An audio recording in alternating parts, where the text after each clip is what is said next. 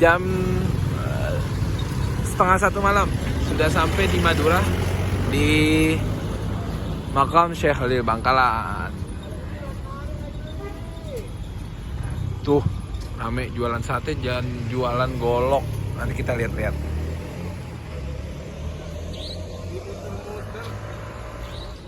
Bismillahirrahmanirrahim. Qul huwallahu Allahu samad, lam yalid wa lam yulad wa lam yakul lahu kufuwan ahad. Allahu akbar, la ilaha illallah, wallahu akbar. Bismillahirrahmanirrahim. Qul a'udzu birabbil falaq, min syarri ma khalaq, wa min syarri ghasiqin idza waqab, wa min syarri nafasati fil 'uqad, wa min syarri hasidin idza. Makan sate Madura di Madura. Rasanya seperti sama yang kayak di Jakarta.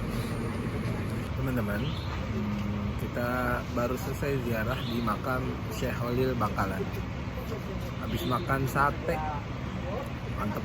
Jam 1 malam makan sate ayam di Madura. Jadi kalau Syekh Khalil Bangkalan ini banyak karomahnya juga. Istilahnya itu diobral karomahnya. Salah satunya adalah Syekh Khalil Bangkalan itu sejak muda memang sudah berkaromah. Sejak muda itu beliau pernah waktu ketika sholat, waktu masih muda nih, ketika sholat dipimpin sama kiainya, diimamin sama kiainya. Pas lagi diimamin sama kiainya, beliau Syekh Khalil jadi makmum, tapi ketawa-ketawa nih, kencang ketawanya di belakang. Waduh, ini temen sebelahnya ini khawatir ketika selesai sholat pasti ini ditegur nih sama Syekh Khalil, sama gurunya Syekh Khalil. Bener aja ditegur, Khalil, istilahnya ya, Khalil, kenapa antum waktu lagi sholat kok ketawa kencang banget begitu? Dosa antum. Tapi Syekh Khalil tetap ketawa aja, maksudnya tetap mentertawakan itu.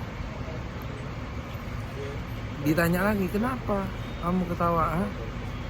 Apa yang ada di pikiran kamu pada saat sholat? Nggak khusyuk kamu ya? Terus Syekh Khalil langsung jawab begini, saya melihat keranjang makanan ada di kepala Pak Kiai. Pak Kiai nggak sabar ya mau ke acara kenduri pesta setelah sholat. Pak Kiai pun heran, wah kok si Khalil bisa tahu apa yang di pikiran saya. Ternyata Pak Kiai itu setelah sholat ada acara pengajian atau kenduri pesta yang di sana banyak makanan. Jadi Pak Kiai itu nggak khusyuk sholatnya, pengen buru-buru aja. Nah, ketahuan oleh Syekh Khalil. Jadi Syekh Khalil sudah bisa dari mudanya, memang sudah bisa membaca pikiran orang, istilahnya begitu. Dan banyak lagi lah karomah-karomahnya dari Syekh Khalil. Di antara lain, Syekh Khalil pernah merubah kiblat. Jadi awalnya kiblat masjid ini contoh ke arah sana, dirubah sama Syekh Khalil ke arah sini. Sempat jadi perdebatan, akhirnya dilubangi tembok yang sebelah sini tadi, dilubangin tembok. Lalu pas dilubangi tembok, orang pas ngeliat di lubang itu langsung menuju ke Mekah. Jadi situlah orang menjadi percaya bahwa memang kiblatnya arahnya ke sini, bukan ke sini gitu. Gitu ya teman-teman. Makam Syekh Khalil ini juga nggak pernah sepi, dikunjungi oleh peziarah-peziarah dari Madura maupun dari luar Madura. Kita lanjut lagi perjalanan, udah ngantuk. 2 jam lagi kita nyampe di Gresik. Bye bye.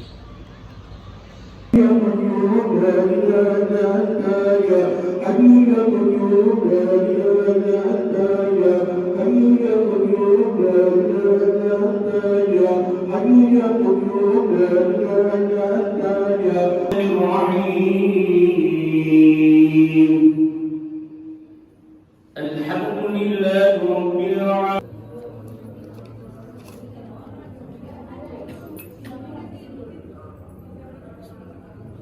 لا يبشرون وسواء عليهم أنذرهم أم لم تنذرهم لا يؤمنون إنما تنذر من اتبع ذكر وخشي الرحمن بالغيب فبشره بمغفرة وأجر كريم إنا نحن نحيي الموتى ونكتب ما قدموا وآثارهم وكل شيء أحصيناه في إمام مبين واضرب لهم مثلا.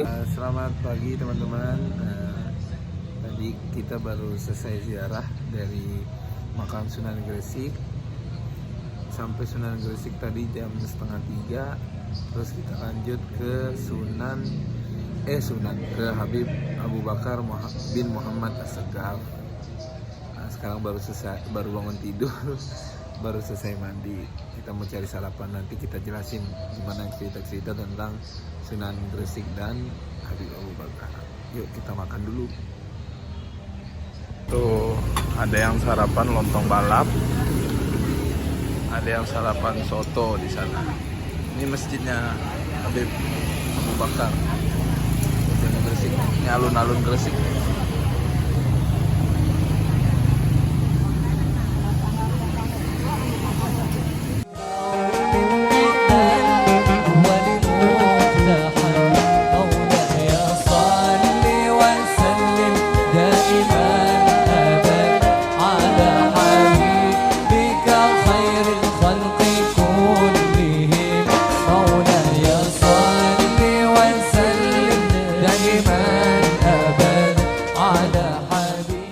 Kita sekarang udah sampai di makam Sunan Giri. Nah, Sunan Giri ini makamnya di atas bukit, jadi kita harus naik tangga dulu.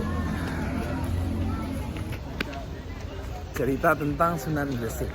Sunan Gresik salah satu karomahnya adalah beliau. Sunan Gresik itu nama aslinya adalah Syekh Maulana Malik Ibrahim. Beliau adalah termasuk sunan yang tertua dan pertama di Indonesia.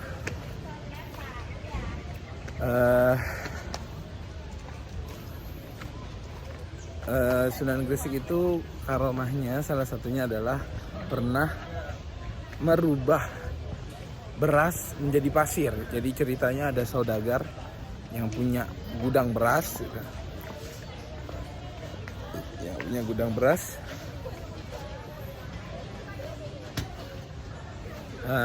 ada pengemis yang minta sama saudagar itu, saya Pak minta beras gitu. Nah tapi sama si saudagar dibilang, enggak, ini bukan beras, sana kamu pergi. Diusir. Akhirnya melihat kejadian itu, Sunan Gresik memberikan pelajaran untuk saudagar itu dengan merubah beras yang ada satu gudang itu menjadi pasir. Kaget saudagar itu. Akhirnya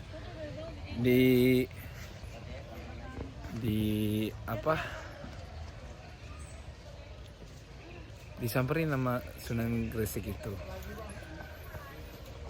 Kenapa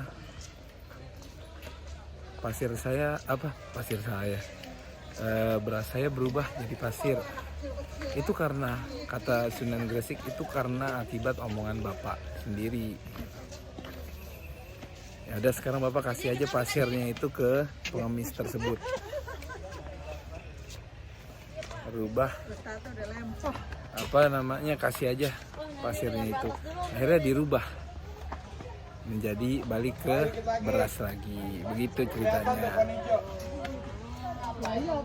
Fahasyakum wa hasyakum salamullah ya sadah minallah Sayyidina idha tainakum wa fuzna hina zurnakum salamullah ya sadah minarrahman.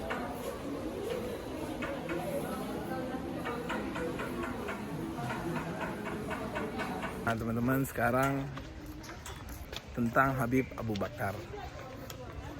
Habib Abu Bakar ini adalah guru dari Habib Soleh Tanggul. Jadi makanya kenapa selama kita berziarah ke Habib Soleh ataupun kita ngirim doa gitu untuk Habib Soleh, itu Habib Soleh menganjurkan antum tetap harus tawasul ke gurunya, yaitu Habib Abu Bakar bin Muhammad As-Saggaf. Terus juga kalau kita mau ziarah ke Habib Soleh, istilahnya saya nggak terima kamu kalau kamu nggak ke guru saya juga, begitu kalau kata Habib Soleh. Karena apa? Kewalian Habib Soleh ini yang ngasih Habib Abu Bakar Gresik. Jadi waktu Habib Soleh itu di dalam holwah, nah yang ngeluarin dari holwahnya itu Habib Abu Bakar Gresik yang ngeluarin. Dan setelah dikeluarin Habib Soleh itu dikasih apa ya namanya, keilmuan lautan kewalian dari meminum istilahnya meminum lautan kewalian dari Habib Abu Bakar itu, yang dikasih dari Habib Abu Bakar itu. Makanya kenapa Habib Soleh menghormati sekali Habib Abu Bakar. Bayangin, Habib Soleh Tanggul aja doanya secepat kilat, gimana dengan Habib Abu Bakar bin Muhammad As-Saggaf. Beliau sebentar lagi haul nih Habib Abu Bakar ini. Mungkin pas tayang video ini sedang haul beliau nih, gitu. Oke, itu aja. Nah ini pasar Sunan Giri nih, yang benar-benar di Giri. Ya, ini merah ya. Tapi nggak ada gambar.